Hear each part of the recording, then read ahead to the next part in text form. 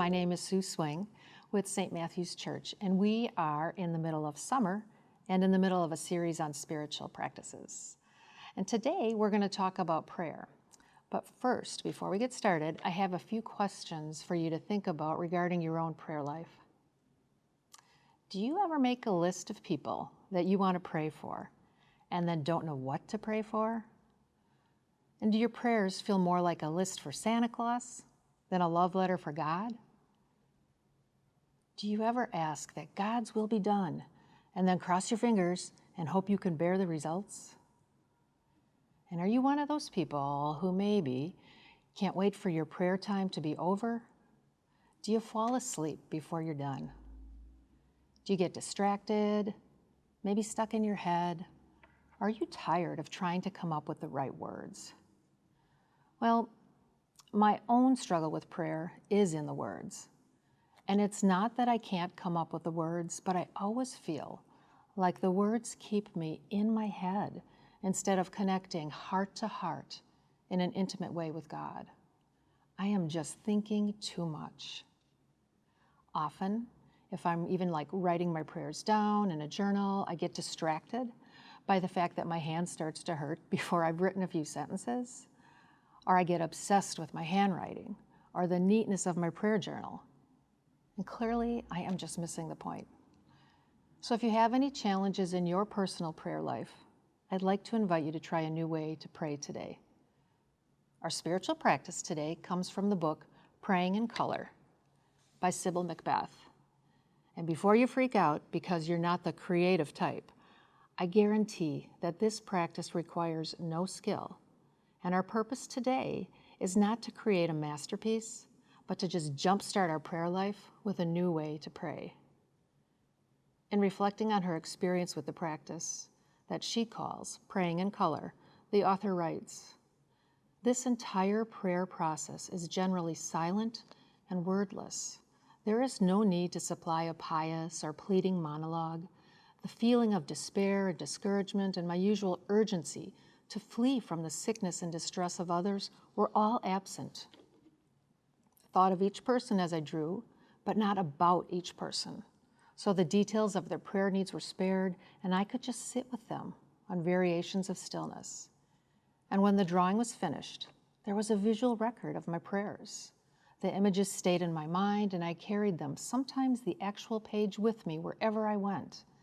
And now I had a visual prayer list that I was less likely to lose, and the names and colors just popped out. I saw the whole array of my loved ones on the page and knew that in spite of my fear and faltering words, I could hold them in prayer." Here are some of the steps that she recommends to follow for this spiritual practice. And step number 1, start by just drawing a shape with the name of a person, any shape. Write the name of a person for whom you want to pray, or the name of God, or your own name. Add details, dots, lines, circles, zigzags, and just continue to enhance the drawing, knowing that each stroke is time spent in prayer with that person. Just sit with the person of your attention. Don't use words at this point. Let that person be your focus. But thinking too much will take you out of this reflective space. And so secondly, don't stop to analyze. Remember, this is about creating visual images for the mind and the heart to remember. So make no judgment of your drawing. Then you can start to add color, and this is fun. Get all your colors out and choose the colors that will stay in your memory and what colors remind you of that person. Repeat the process with another person, even offering an amen as you move from one person to the next. And here, if the needs are great for a person, you may want to pause and take a deep breath and release any anxiety about them. Add as many people as you have time for, and then take the page with you. Leave it on your desk, your fridge, in your car. Remember this image throughout the day. You have chosen not to worry about these people. Whenever worry enters in, picture them in color, surrounded by the love and care that you offered when you sat with them in prayer.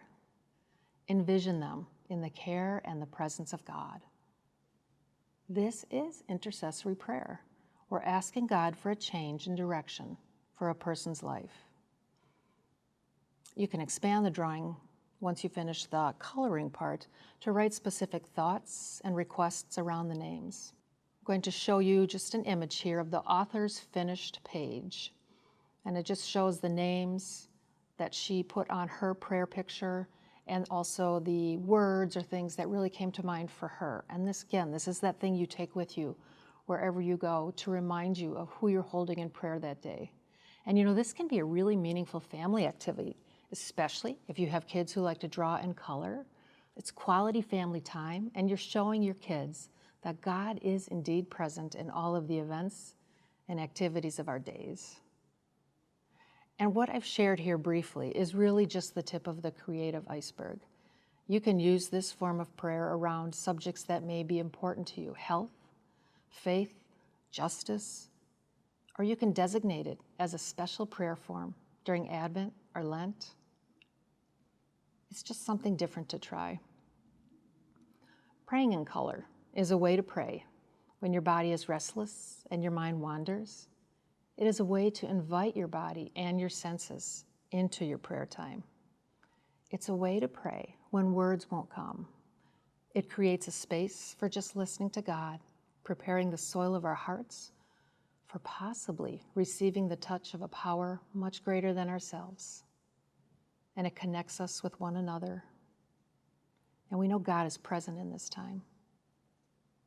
And all is well.